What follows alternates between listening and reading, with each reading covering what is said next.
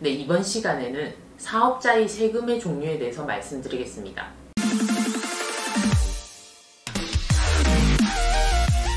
다른 영상에서도 많이 언급은 했는데 이렇게 요약을 해서 말씀드린 적이 없는 것 같아서 한번 요약을 해서 말씀드려 보겠습니다. 사업자의 경우에는 크게 세금의 종류가 3개 또는 4개라고 보시면 됩니다. 첫 번째, 개인 종합소득세 또는 법인세가 있겠습니다. 그리고 두 번째, 부가가치세가 있겠죠. 세 번째, 인건비에 대한 원천세가 있습니다. 보통 여기까지 말하는 경우도 있지만 네 번째, 사대보험을 얘기하는 경우가 있죠. 사대보험이 세금은 아닌데 세금만큼 부담스럽다는 의미겠죠. 첫 번째로 원천세에 대해서 말씀을 드려보겠습니다. 원천세는 단어가 되게 생소한데요. 우리 회사의 인건비에 대해서 신고하는 거를 원천세라고 보시면 됩니다. 내가 사업을 운영하기 위해서 사람을 고용해서 또는 일정 기간 동안 인건비를 지급하는 경우에는 그 사람들에 대해서 돈을 줄 때 일정 부분 세금을 떼고 지급을 하셔야 됩니다. 물론 세금이 안 나오는 구간이 있을 수도 있습니다. 그렇지만 신고는 반드시 하셔야 됩니다. 예를 들어 일용직의 경우에는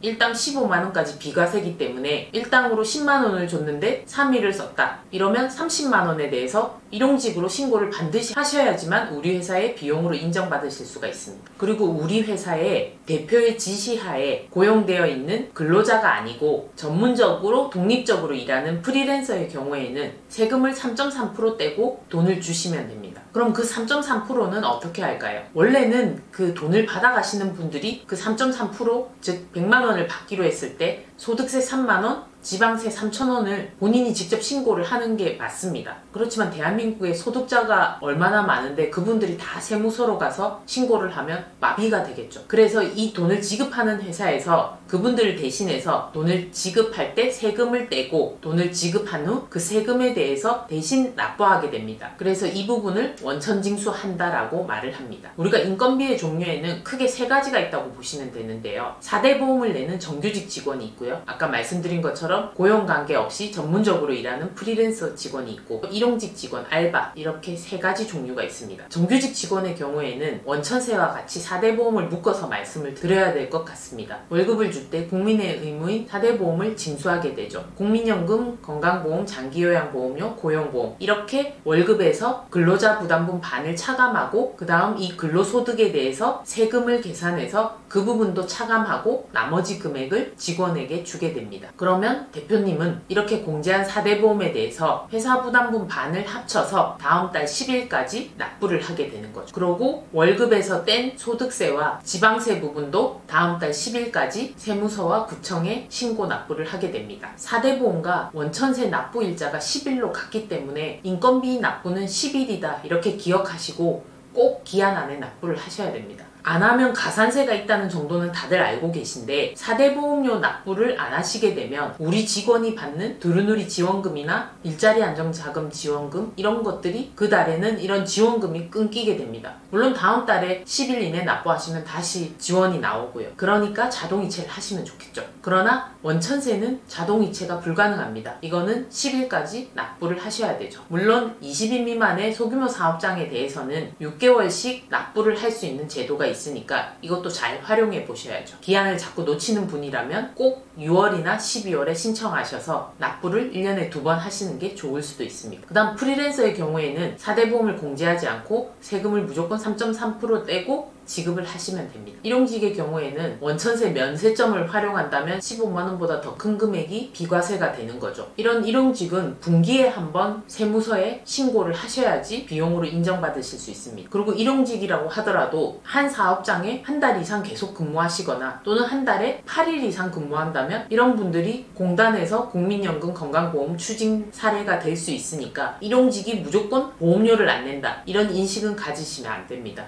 이거는 예전 얘기거든요. 그 외 기타 소득, 근로자에 대한 퇴직소득 이런 것들이 다 원천세 신고 때 반영이 된다고 보시면 됩니다. 다음 신고의 종류는 부가세입니다. 법인사업자는 1년에 4번 신고 납부를 하게 되고요. 개인 사업자는 1년에 2번 다음 달 25일까지 신고 납부하게 됩니다. 물론 개인 사업자의 경우에는 6개월분에 대해서 신고 납부를 하게 되지만 그 사이 3개월분에 대해서는 저번 6개월치 부가세 낸 금액의 2분의 1을 고지로 납부하게 됩니다. 즉 세무서에서 저번에 신고한 내역을 근거로 2분의 1만큼 알아서 납부서를 던져준다는 거죠. 그게 고지의 뜻입니다. 내 부가세 고지 금액이 30만 원이 안 된다면 고지가 생략이 됩니다. 그리고 고지 금액이 너무 많은 경우도 있습니다. 저번 6개월치 부가세가 특별히 우리 회사는 상반기, 하반기 계절에 따라서 매출이 달라지기 때문에 저번 6개월 부가세를 많이 냈었을 수도 있습니다. 매출이 많았으니까요. 그리고 하반기 때는 또 매출이 줄어서 적을 수가 있습니다. 그런데 저번 상반기 2분의 1로 고지를 받는다면 세금이 너무 많이 나와서 부담스러우시겠죠. 그때는 고지 금액을 무조건 납부하시는 게 아니고 일정 요건에 해당되신다면, 즉 매출액이 3분의 1 이하로 줄어든다면 직접 신고 납부를 할 수 있는 조건이 됩니다.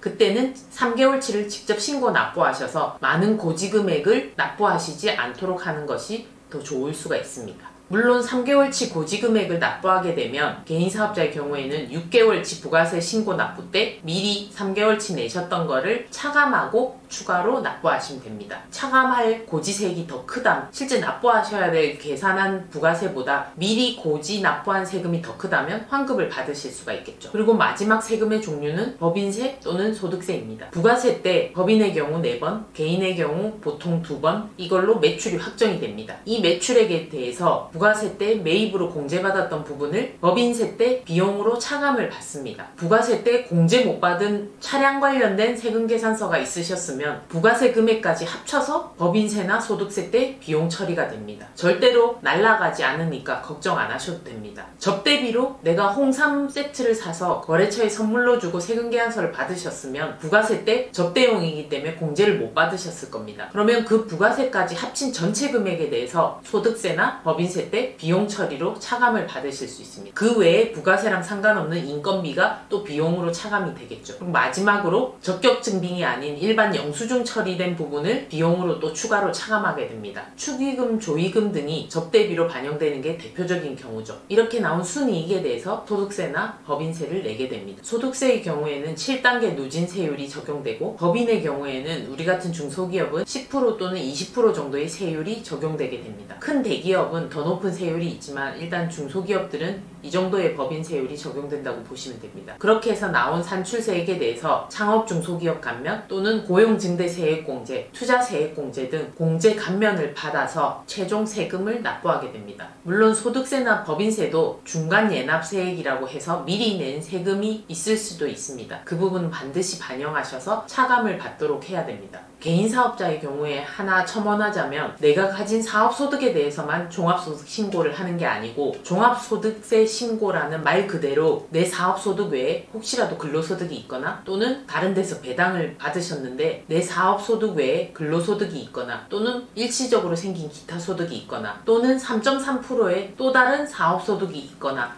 하신다면 모두 합산해서 종합소득세 신고를 하셔야 됩니다. 이게 다 별개의 문제가 아니기 때문에 종합, 즉 합산해서 신고한다는 걸 잊지 마셔야 됩니다. 그래서 합산이 무섭고 합산되면 이익이 많이 나올 확률이 높기 때문에 소득세가 더 높은 세율로 적용되기 때문에 내 소득을 다른 데로 분리한다든지 또는 공동사업자를 넣는다든지 이런 방법을 쓰는 거겠죠. 이상 세금의 종류에 대해서 말씀을 드렸습니다.